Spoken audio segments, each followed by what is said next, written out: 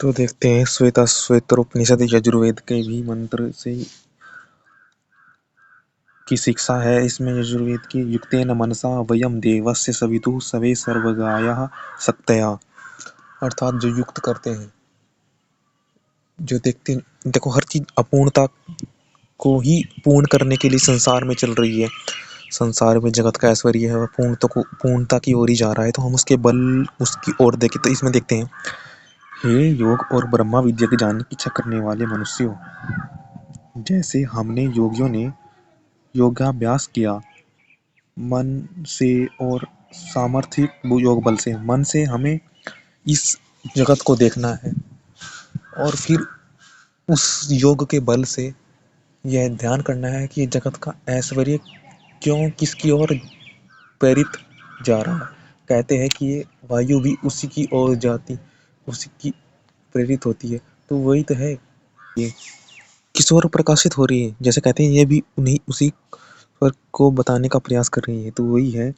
अब आगे देखते हैं, आप समझेंगे कि अपूर्ण युक्तया सविता देवान् सर्वयतो धिया दिवं बृहज्योति करिष्यतः सविता प्रस्वाति तानस, अर्थात हमें अपनी बुद्धि को, अर्थात ईश्वर हमें ऐश्वर्य दिखाते हैं यहाँ का, हम सुख देते हैं, हमें वस्तु के हम आकर्षित होते हैं सुख से, और फिर हमारी बुद्धि ईश्वर अपने प्रकाश से युक्त करते हैं, अर्थात आनंद रूप स्वरूप प्रकाश को युक्त करता है, अर्थात विचार बुद्धि में दो प्रकार से ईश्वर युक्त करते हैं। तो बुद्धि को हमारे विचारों से युक्त करते हैं, अर्थात जो हमें नहीं पता उसके विषय में हमें हटा करके, जिसमें हमें दुख हो रहा था, हमारे विचार ईश्वर में के द्वारा प्रेरित करते हैं। ईश्वर के विचारों से हम निरंतर गमन करते रहते हैं और विचारों से हम ईश्वर के स्वरूप को जानते रहते हैं, ईश्वर के स्वरूप का विचार करते रहते हैं वर्णन, और उसी में हम निरंतर आनंदित होते रहते हैं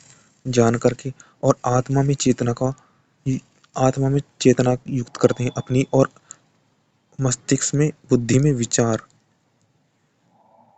संसारिक विचार, ईश्वर के ऐश्वर्य के विचार, ईश्वर के प्रकाश का विचार ही मस्तिष्क में चलता रहता है।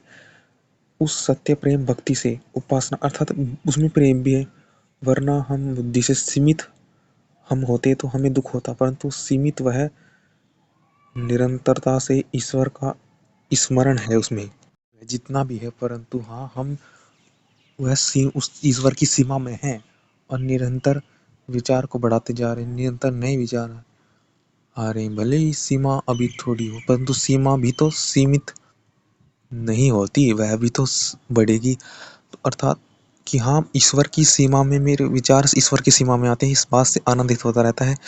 भले ही वह ईश्वर के प्रकाश में आनंदित हो रहा है, आनंद है कि अधूरे से पूर्णता की ओर जाना है। तो इस बुद्धि में ईश्वर के विचार चलते रहते हैं, प्रकाश हुआ है बुद्धि में, और आत्मा में ईश्वर की चेतना का प्रकाश है।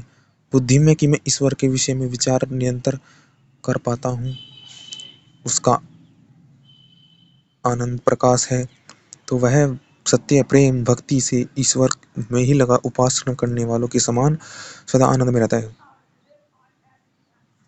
आनंद में रखता है वह ईश्वर, तो वह उपासना करता है, अर्थात ईश्वर में मग्न होता है,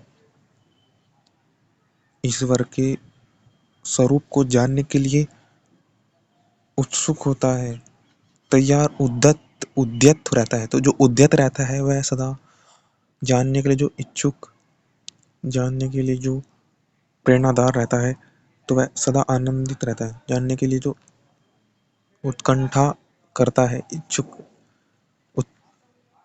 उत्सुकता दिखाता है, वह सदा सत्य प्रेम भक्ति से इस आनंद में रखता है ईश्वर में, वह सदा सत्य प्रेम भक्ति से आनंद में होते हैं। अब इससे हम समझेंगे कि जगत का रास्ता धारण करता है। भले ही मुझे अधूरा ज्ञान हो, परंतु मुझे ये ना पता हो कि मैं करना क्या और यह क्या है, परंतु यह पता है कि व्यक्ति क्यों कर रहे हैं और कहाँ तक जाना है इनको, ये क्या कर रहे हो, इन्हें क्या करना, अर्थात ये अब क्या करेंगे, और ये जो पा रहे हैं वह कैसे प्राप्त करना है। जो पाप प्राप्त करना चाह रहे हैं वह क्या है, वह ईश्वर का कौन सा गुण है, मुझे यह पता है और वह मैं ईश्वर से मांग ही लूंगा, ईश्वर से प्राप्त कर लूंगा। अर्थात वह ईश्वर का कौन सा गुण है, ईश्वर का यह गुण है, तो वह गुण फिर वह काम करता है, फिर वह आगे बढ़ता है, क्योंकि ईश्वर यही है कि अनंत विद्यमान है, सर्वज्ञ है, सर्वज्ञ है, सर्व जगत प्रकाशक है। तो उनकी बुद्धि को से हम युक्त करते रहे, उनमें विचार करते रहे। ईश्वर तो है ना, ईश्वर की बुद्धि, एक ईश्वर के किस गुण पे विचार करें, किस गुण इजाल है, तो ईश्वर बता रहे हैं कि यह वह गुण है जिससे कि हम आनंद होता है। बुद्धि को युक्त करते हैं, सब प्रजाओं का, प्रजा को जानने वाला वह ईश्वर है, हमें साक्षी कराता है। एक हम सब हम सब भांति के भांति परिस्थितियां जान जाते हैं, सब प्रजाओं, हमारी बुद्धि उत्तम हो जाती है, प्रजाओं को जानने वाला वह है। एक ही सब जगत को रास्ता धारण करता है, इतना बड़ा है, फिर उसके पास ही क्यों ना चाहिए। ये क्यों करते हो कि अभी यह नहीं, भले ही यह पता कि मुझे क्यों हो रहा, परंतु इतना पता है कि यह कर रहे किस मनसा से, यह क्या करेंगे, किस गुण पर, क्यों हम जा रहे हैं, क्यों हम जी रहे हैं, उसको इतना तो पता है ना। तो क्यों हम जी रहे हैं, तो उस गुण पर फिर वह विचार पर कार्य करता है, फिर वो आगे बढ़ता है। तो क्यों हम जी रहे हैं, क्यों हम ईश्वर से जुड़ रहे, इसको ये पता है, तो इसलिए वो निरंतर ईश्वर से जुड़ा रहता है। क्यों हम ईश्वर से जुड़ रहे हैं, इसलिए वह ईश्वर, उसे पता है कि क्यों हम जुड़ रहे हैं, तो फिर वो निरंतर जुड़ा रहता है। निरंतर जुड़ा रहता है तो कार्य में उन्नति की और अग्रसर होता है, पहुंच जाता है, अर्थात उसको प्राप्त कर लेता है। यही है कि जो उस ध्यान रखेगा उससे अंतर उससे जुड़ा रहता है, तो फिर वह प्राप्त कर लेता है। ईश्वर योग का उपदेश देने वालों, वो योग अब आगे देखते हैं, फिर बात चर्चा करेंगे इनकी। और ये यजुर्वेद का है, मंत्र है 11 और 5 ऋग्वेद, अर्थात वो ये कि जो जुड़ा रहता है, तो ये वह है योग श्वेता उपनिषद। पता है ईश्वर का जुड़ाव कैसा है, तो तू जुड़ा रहता है, निरंतर जुड़ा रहता है, प्राप्त कर लेता है, बना रहता है प्राप्त। फिर वेद में भी आता है, आरोह इमम अमृत सुखमृतम, अर्थात शरीर प्रवासी नित्य, इसलिए उसे अमृत कहना ठीक ही है। जो मनुष्य शरीर है नित्य है, ये अमृत है, ये अमृत जान ही जाएगा। ईश्वर ने जितना दिया उसमें ही बल लगाते कि क्यों है, कैसा प्रकाश है, उसके प्रकाश से ईश्वर की विचारों से बुद्धि युक्त हो गई ना, तो ये वही इंद्रियां अच्छी हैं। सुख वही है कि अच्छी इंद्रियां हैं, कि मैं अपने काम में चलती रहेगी, अच्छी इंद्रिया वाला है, कि इसका शरीर, इसका जीवन चल रहा है अच्छी प्रकार। तो जीवन को चलाओ अच्छी प्रकार जीवन लंबे समय तक चले, जिससे कि कुछ ज्ञान प्राप्त हो, अच्छी प्रकार इसका विचार होगा तो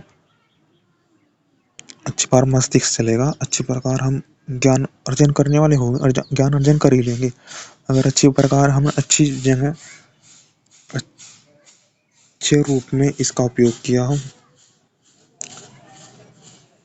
ठीक समय में अच्छी तरह इसका उपयोग कर लिया, योग्य से इसका उपयोग कर लिया, तो हमें लाभ होगा। सही तरीके से सही निष्काम कर्म किया, योग्य कर्म किया, अच्छाई के लिए कर्म किया, तो हमें ये लाभ होगा ही। अच्छाई के लिए कर्म किया तो हमें फल मिलेगा ही, मोक्ष का, काम का तो सही से लाभ होगा ही हमें, तो तभी उसे अमरता मोक्ष और सुख आनंद प्राप्त हो कर सकता है। आरोह इमम अमृतम सुखम रथम, कठोपनिषद का वचन है ये।